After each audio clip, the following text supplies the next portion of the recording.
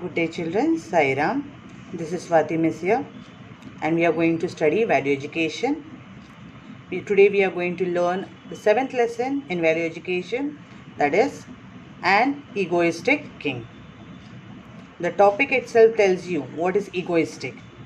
Egoistic is the adjective form of ego, and ego means self-centered. Okay, so here in this lesson we are going to learn about a king, okay, who is very much egoistic. King Mahameda ruled over the kingdom of Damba. The kingdom was rich and self-sufficient. The king was highly intelligent. He was a skilled warrior and an able administrator. But he possessed the evil qualities of egoism and pride. Okay, so here is the king Mahameda, who is ruling over the kingdom of Damba. Okay, and his kingdom is very much rich and self-sufficient. Okay, he himself is also very much intelligent. He is a skilled warrior and he is an able administrator also. So many good qualities he is having. But he is having some evil qualities also, like egoism and pride. Okay, Mahameda had a strong feeling that he was the best king in the whole world, and that he was also the best among men. Day by day, his megalomaniac behavior and utterances became a nuisance to his ministers, courtiers and subjects. However, unable to vent their own feelings, they felt his outpourings as those of a dolt and dance attendance on him. Mahameda had created a strong feeling that he was the best king in the whole world, and that there was no other man in the world greater like him. Okay, and because of which what had happened, he had started behaving very much unusually. Because of his unusual behavior, what had happened, it had created a nuisance to his ministers, to his courtiers, to his subjects, but they could not do anything regarding their king. Okay, they could not utter a word to their king about this, whatever unusual behavior the king was having. Okay, so what the king used to do? Every morning when his court used to assemble, he would say, "Ministers, commanders, friends, ambassadors and courtiers, who is the greatest, mightiest and the most honest among all men?" This is a question he used to ask in the court. Okay, to all his ministers, commanders, friends, ambassadors, to all of them he used to ask this question. What was that question? Who is the greatest, mightiest and the most honest among all men? Then, who surpasses everyone on earth in virtues like righteousness, good conduct, hospitality, courage, generosity, etc. Okay, these are the questions he used to always ask in the court. So, the ministers and the ministers, commanders, friends, what they used to answer?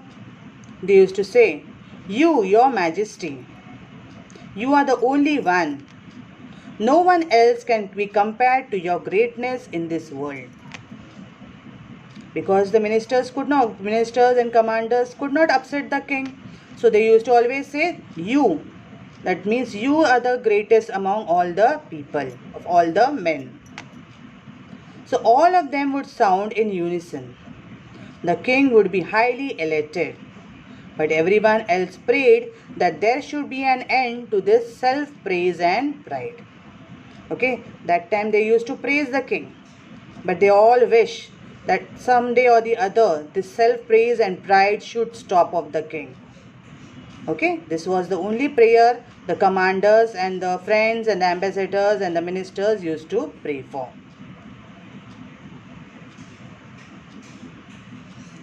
Once what happened, a yogi came and stood in front of the king.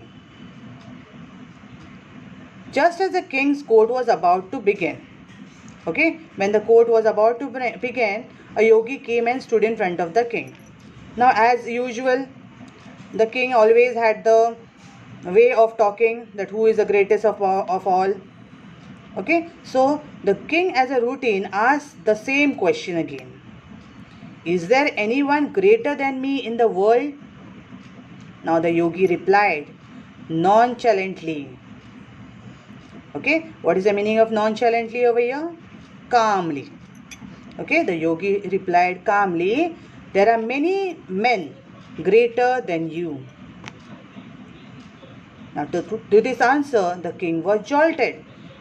He shouted in anger and asked, who are they? Can you show them to me? The sage replied with calmness, dear king, be peaceful. Two of them live in Muni Parvat. Okay, that is a mountainous abode of the sages, which is at the end of your kingdom. They are sages who have been meditating there for a long time now.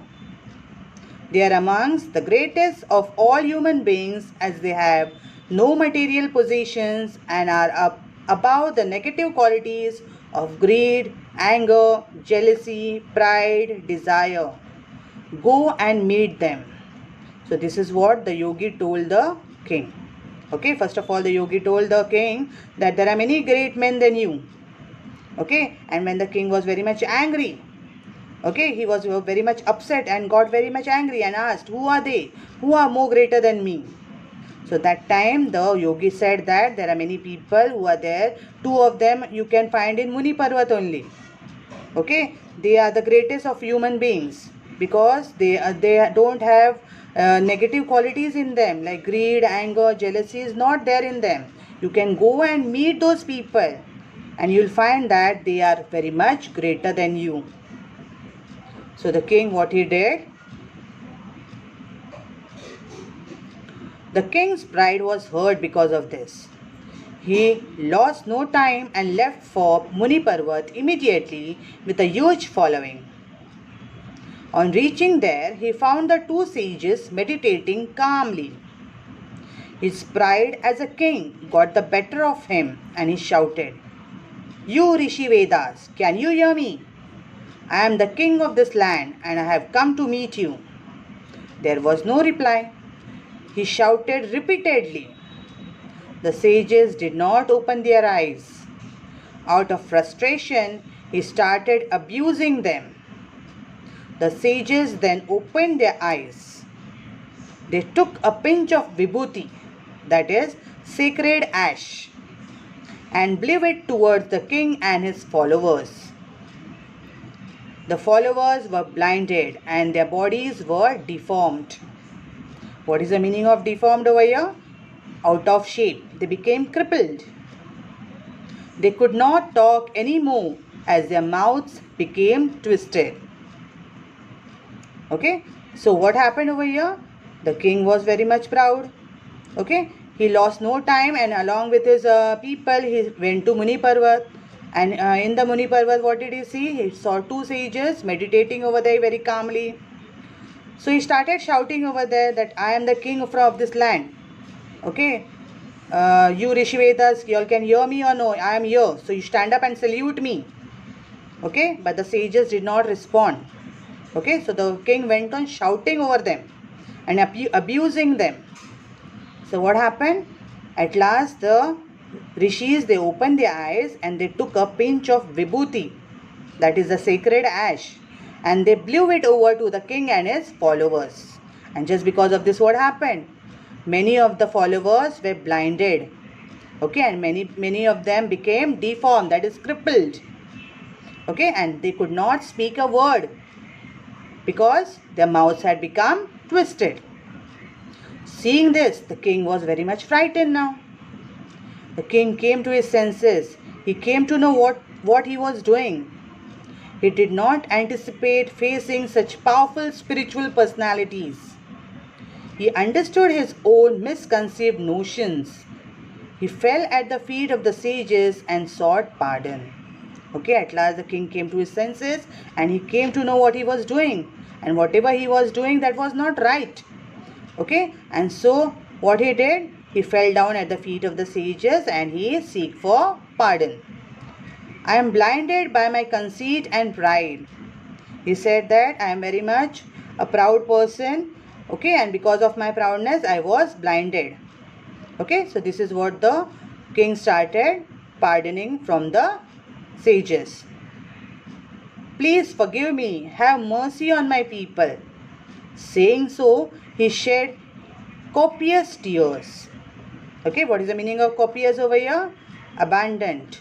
Okay, abundant type of tears. That means he started crying so much, started begging for pardon. Okay, begging for forgiveness.